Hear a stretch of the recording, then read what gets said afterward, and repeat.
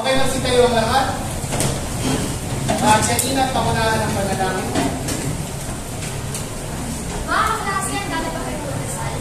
Oo, handa na kami. Sa ngalan ng Ama, ng Anak, at ng Espiritu Santo. Aming Diyos na makapangyarihan sa lahat, salamat po sa araw nito. Salamat po sa magandang kalusugan at sa mga biyaya na aming natatanggap sa araw-araw. Tunay na kay buti mo po, Panginoon. Kaya patuloy na pinupuri at sinasamba ka namin. Dalangin po namin na gabayan niyo po kami sa araw nito. Tulungan niyo po kami na maunawaan ang lahat ng mga alamin na inuturo sa amin. Bigyan niyo po kami ng talino, pagmamahal at kalakasan sa aming pag-aaral. Pagpalain niyo po ang aming bansa, ang aming paaralan, ang aming mga guro at ang aming mga magulang. Salamat po sa pangalan ng aming Panginoong Jesucristo. Amen. Sa ngalan ng Ama, ng Anak, at ng Espiritu Santo. Mga klase, at ito din ang ating mga Magandang umaga po, Ginoong San Francisco. Magandang umaga po, mga panauhin. Ikinagagalak po namin kayong makita. Okay, bago tayo magsimupo, pakitanggal ang inyong mga bag sa inyong harapan, pagpantay-pantayin ang mga upuan, at pulupin ang mga kanting na kalat na inyong nakikita. Sino na? Ang daming bag na nasa harap, pakipulot, pakitanggal, para maging maayos ang ating talakayan. Okay, para sa pagkukulat ng libay, unang pangkat. Magandang umaga po sa lahat. Nagagalak po sa hindi ka walang liman sa aming Panginoon. Okay, bigyan ng very good clap. Alam ba ang very good clap? Pakinggan at panoorin si teacher. 1, 2, 3, 1, 2, 3. Very good. Ulit, ulitin. 1, 2, 3, 1, 2, 3, very good. Okay, ikalawang pangkat. Magandang buhay. Nagagalak po sa lahat ng aming walang liman sa aming Panginoon. Okay, bigyan ng very good clap. Very good. Tatlong pangkat. Magandang umaga. Magandang tanghali. Ginagagalak sa ulat walang liman sa aming Panginoon. Okay, bigyan ng very good clap. Okay? Very good. At muling pangkat. Magandang tanghali sa inyong lahat. Pinagagalak kong iulat sa inyo na walang iban sa amin. Okay, bigyan din ng very good clap.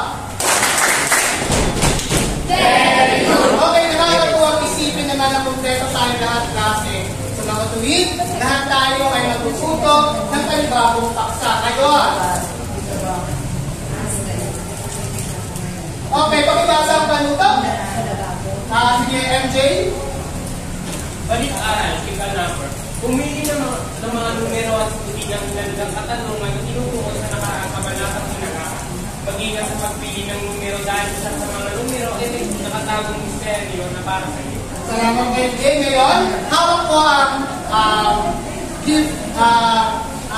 mga pangalan na nasa loob. Okay? Pipili ako ng papalalim sa sagot para sa pagpili ng numero. At ang unang pinala ay si Leeds. Hello, Leeds. Okay, pili na number. Number ano? Number 3. Ano kaya ang number 3? Okay, pakibasa.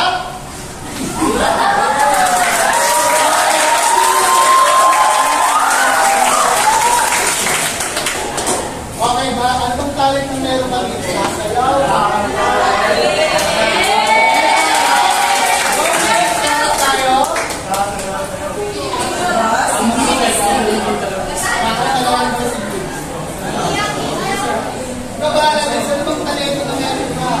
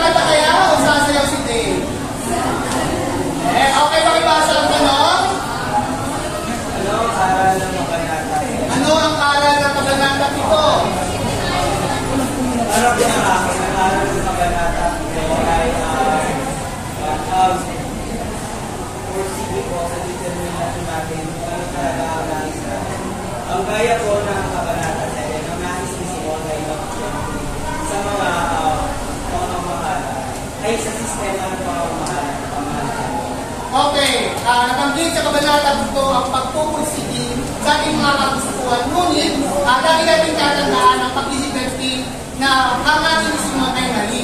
Pero kung ating titignan, ito ay ang nais kang gawin ay magpursigi. Ganon. Kaya dapat kayo ay pagpupursigi ang dapat nyo tularan bilang kayo sa inyo sapagkat mapapabuti nito ang hindi o pagtutag sa inyong mga pangarap. Sunod. Sino kaya ang susunod? Okay. Nakapat tayo. Pili ng number. Number 2. Pakibasa ang tanong. Ano ang kaisipan ng kabanata ito? Pinakita ko sa kabanata ito kung paano nalaman ni Basilio kung sino nga ba o kung ano ang katanong ni Simon. Kung saan kita niya si Simon na nagpupay doon sa isang buwan at nung nakita siya ni Simon ay tinutukan ito ng balik. Okay, salamat. Diba? Nakapit dito ang usapan at transaksyon ni Simon at ni Basilio. Ngayon, sunod tayo. Pangalan. Sino kaya ang susunod na sasagot sa ating mga tanong? Okay, Arroyo. Tayo. Okay, ang uling natitira number ay number 4.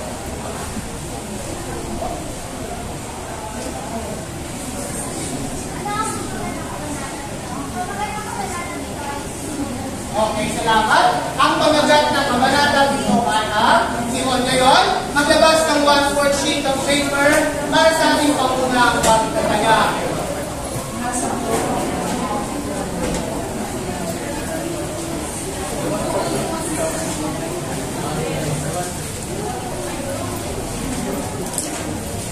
Sino maaaring bumasa? Taas ang kamay. Sige, Naya. Paunang pagkakaya, panito, isulat ang wasto kung ang mga pahayag ay tama at hindi wasto kung ang pahayag ay mali. Okay, po, salamat. Meron ba mga papel? Huwag na ito. Natanggal ko ata yung schedule dyan.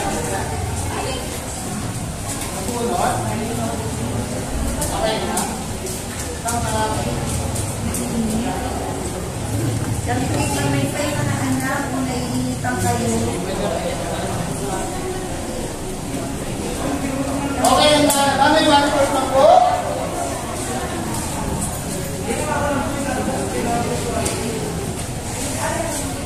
Okay, isita ko na lang ang ating unang pagtataya. Okay, okay. Hello. Sasabihin. Agaw.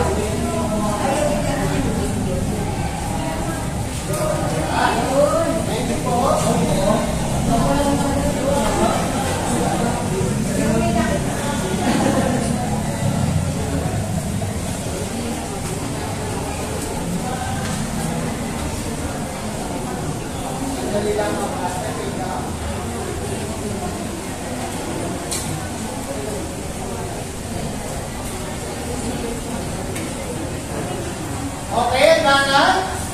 Lagyan ng bilang 1 hanggang 5. Okay.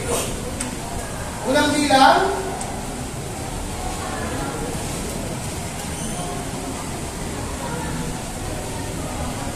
Sunod. Alam ng huli nga ang kuha may pumatama.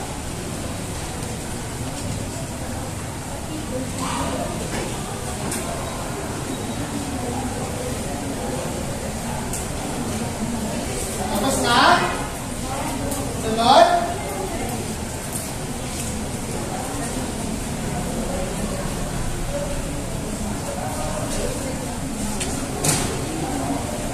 Okay, pang-apat sa bilang.